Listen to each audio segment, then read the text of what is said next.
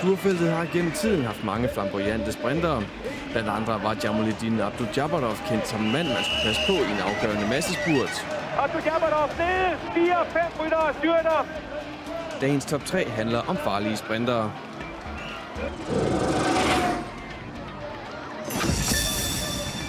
Den belgiske sprinter Tom Steels blev på 6. etape i 1997 lukket inde i den afgørende spurt. Det fik Steels til at glemme alt om etapesejren og i stedet sende en vandflaske igennem feltet. Steels indtager tredjepladsen på dagens top 3. Vi skal blot kigge få dage tilbage for at finde manden på andenpladsen. Det er Cavendish, der vælter ham. Mark Cavendish bliver ofte utilfreds, når han ikke vinder. Men på 10. etape var briten end ikke kommet i mål, før temperamentet viste sig i form af en skuldertackling. Det er et mirakel, der ikke er flere, der vælter.